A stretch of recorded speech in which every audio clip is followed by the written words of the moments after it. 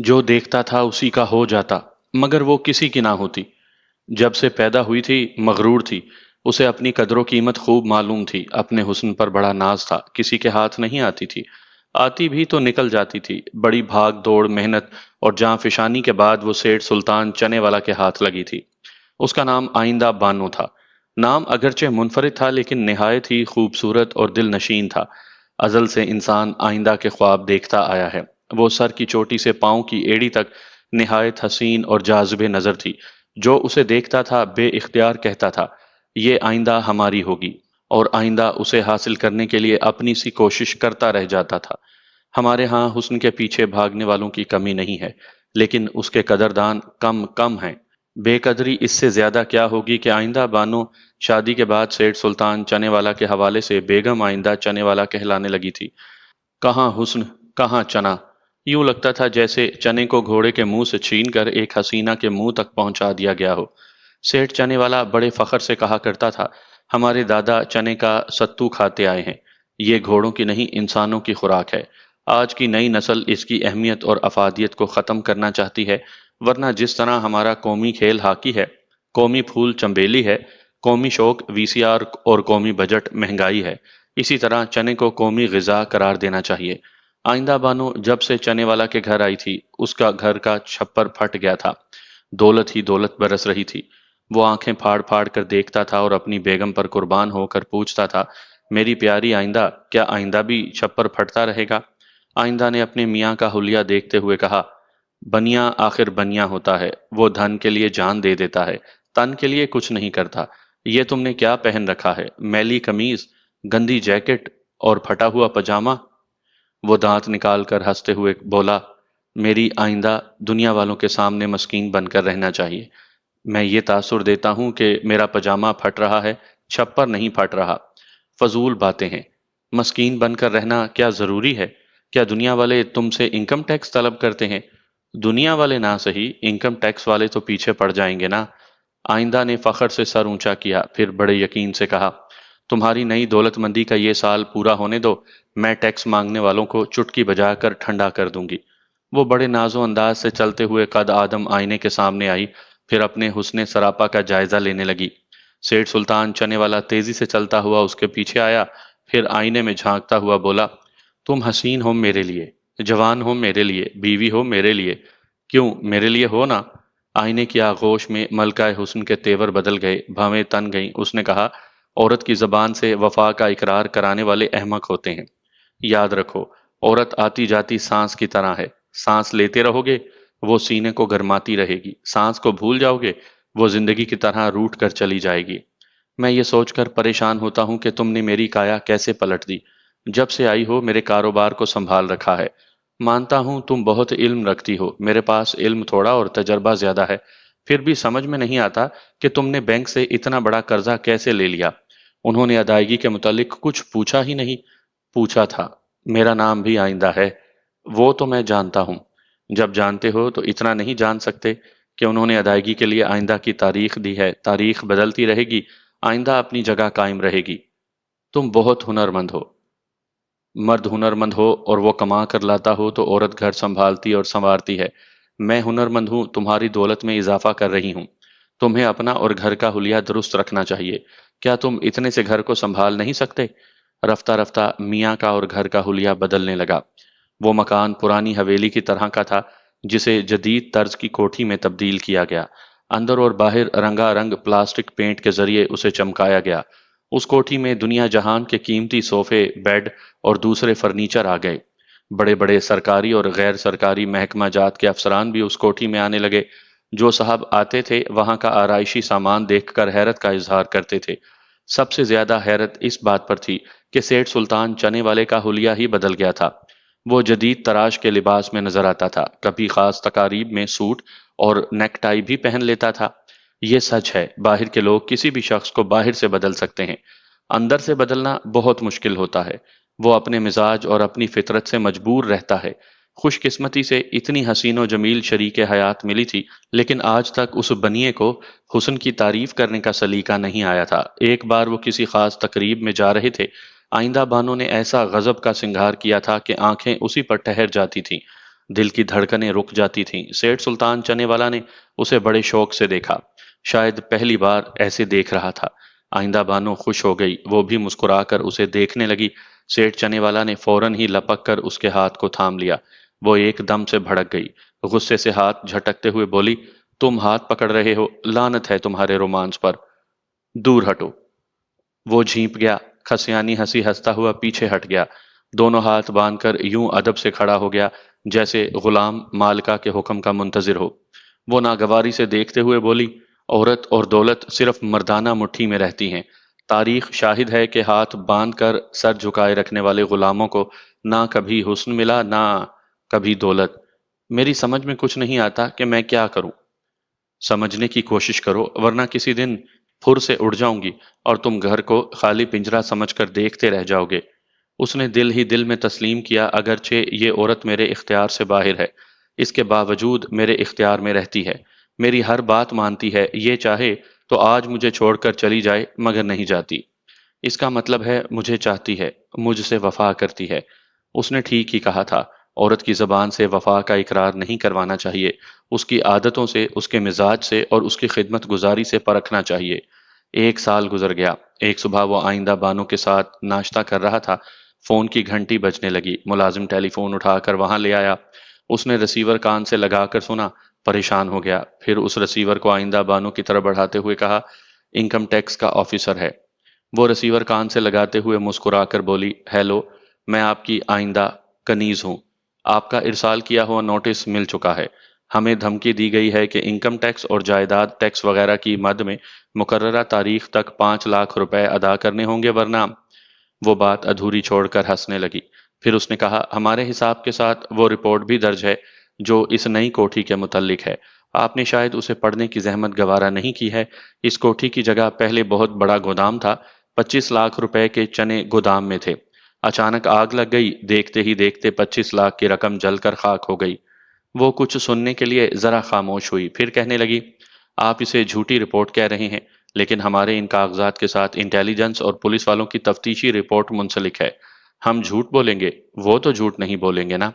اگر ایک نہیں سب جھوٹ بولتے ہیں تو کیا آپ اسے تسلیم کرتے ہیں کہ آوے کا آوا ہی بگڑا ہوا ہے؟ پھر اس نے سرگوشی کے انداز میں کہا، جہاں تک بگڑنے کی بات ہے ہم آپس میں بنا لیں گے، کیوں نہ آپ ہمارے ساتھ شام کی چائے پئیں، میں آپ کا انتظار کروں گی۔ وہ ہنسنے لگی، شکار سامنے ہوتا تو مسکراہٹ سے کام چل جاتا، ٹیلی فون پر ہنسنا پڑتا ہے۔ سیٹھ سلطان چنے والا آنکھیں پھاڑ پھاڑ کر اپنی بیوی کو دیکھ رہا تھا، معلوم کرنا چاہتا تھا کیا باتیں ہو رہی ہیں۔ ادھر اس کی بیوی گنگنانے کے انداز میں بول رہی تھی، پہلے ٹی وی نہیں تھا، ریڈیو سے نشر ہونے والی آواز سن کر ہی تصور میں دیکھنا پڑتا تھا کہ وہ آواز والی کتنی اداؤں بھری ہوگی۔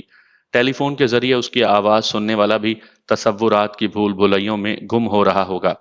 وہ شام کو آیا۔ آئندہ بانو پردے کی پابند تھی، گھر سے باہر سیاہ برقع پہن کر جاتی تھی۔ سیٹھ سلطان چنے والا کے دوست گھر آتے تو وہ ان کے سامنے نہیں آتی تھی، لیکن ایسے اہم افراد جن کے ساتھ کاروباری لین دین اور سمجھوتے بازی لازمی ہوتی تھی، ان کے سامنے چلی آتی تھی۔ وہ آفیسر پہلے تو ڈرائنگ روم کی سجاوٹ اور وہاں کے قیمتی سامان کو آنکھیں پھاڑ پھاڑ کر دیکھتا رہا، اگرچہ وہ سیٹھ سلطان چنے والا سے زیادہ دولت مندوں کے ہاں بھی جایا کرتا تھا، وہاں اس سے بھی زیادہ قیمتی سامان دیکھا کرتا تھا۔ خود اس کے ہاں سامان بہت کم تھا اور بیش قیمت سپنے زیادہ تھے، اس لیے ہر گھر کے سامان کو انکم ٹیکس کی آنکھوں سے دیکھتا تھا۔ اگر کوئی بنتی سنورتی ہے تو دوسرے سے داد پانے کے لیے، کوئی خوشبو لگاتا ہے تو دوسروں کو مسحور کرنے کے لیے۔ کروڑ پتی، ارب پتی سرمایہ داروں کے ہاں بیرون ممالک سے امپورٹ کیے ہوئے آرائشی سامان اسی لیے ڈرائنگ روم میں سجائے جاتے ہیں کہ باہر کے لوگ اکثر ڈرائنگ روم میں آتے ہیں، وہ دیکھیں، داد دیں اور خود ایسی چیزوں کی تمنا کریں۔ جب تک وہ تمنا نہیں کریں گے، رشوت لینے کی تحریک کیسے پیدا ہوگی؟ انکم ٹیکس کے آفیسر صاحب اس ڈرائنگ روم کو دیکھ کر متاثر ہو رہے تھے، لیکن سیٹھ سلطان چنے والا سے اکھڑے ہوئے لہجے میں گفتگو کر رہے تھے۔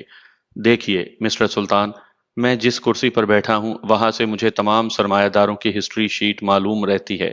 آپ کس طرح اپنا بچاؤ کرتے ہوئے کالا دھندا کرتے ہیں اور کس طرح کالا دھن جمع کر رہے ہیں، ہمیں ساری باتوں کی خبر ہے۔ وہ عاجزی سے بولا، جناب ہم تو غریب لوگ ہیں، کالا دھن وہ جمع کرتے ہیں جو کروڑ پتی اور ارب پتی ہوتے ہیں۔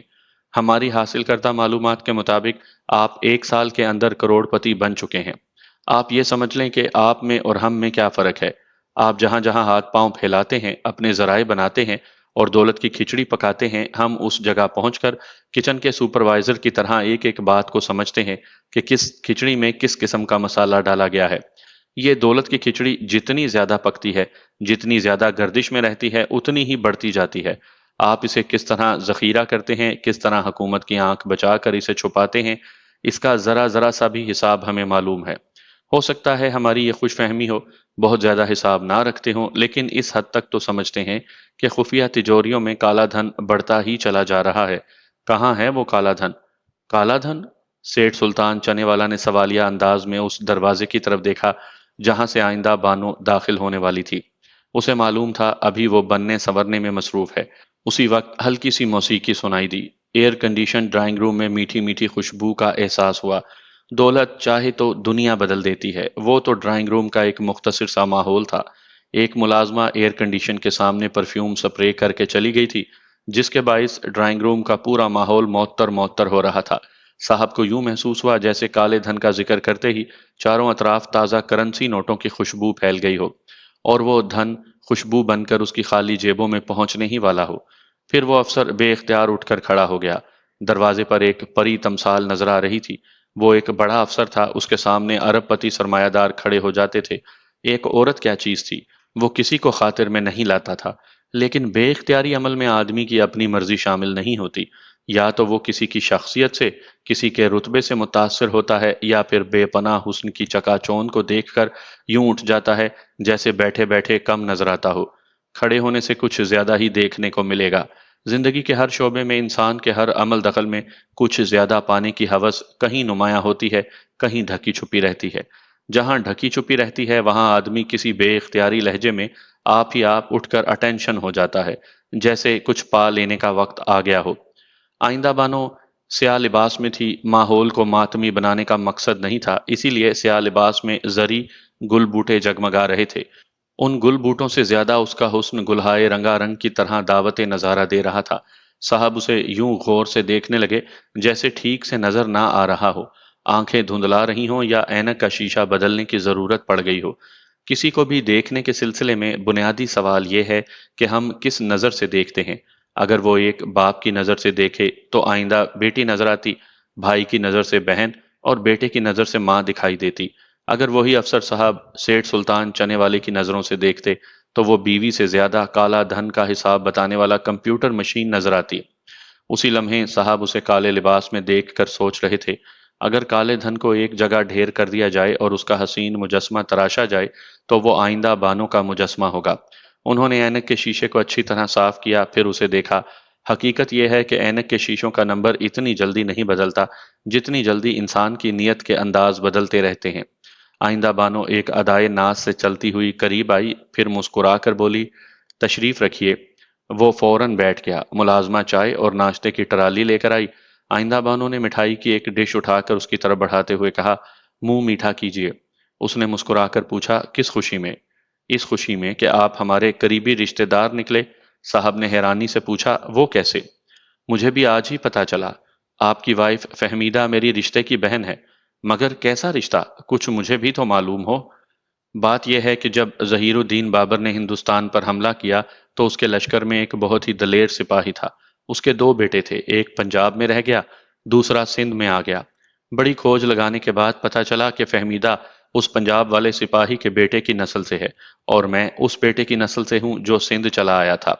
اس نے شدید حیرانی سے پوچھا، یہ تم نے اتنا گہرا تاریخی رشتہ کہاں سے ڈھونڈ نکالا؟ آپ کو اس کا جواب فہمیدہ دے گی، آپ کے بائیں ہاتھ پر فون ہے، ابھی رابطہ قائم کر لیجئے۔ اس نے فوراً ہی ریسیور اٹھایا اور نمبر ڈائل کیے۔ تھوڑی ہی دیر کے بعد رابطہ قائم ہو گیا۔ اس نے اپنی بیوی کی آواز سنتے ہی پوچھا، فہمیدہ یہ کیا چکر ہے؟ کیا تم آئندہ بانو کو جانتی ہو؟ دوسری طرف سے جواب ملا، صرف جانتی نہیں پہچانتی بھی ہوں۔ آپ کو بھی پہچان لینا چاہیے، وہ دوپہر کو آئی تھی، بڑی ملنسار ہے، 50,000 دے گئی ہے۔ اب ہمارے پاس 3 لاکھ ہو چکے ہیں۔ میں کل ہی اسٹیٹ ایجنسی جاؤں گی اور ڈیفنس والی زمین خرید لوں گی۔ صاحب نے ایک گہری سانس لی، پھر ریسیور رکھ کر مسکراتے ہوئے آئندہ بانو کو دیکھا اور کہا، ہمارا شجرہ ایک ہی ہے۔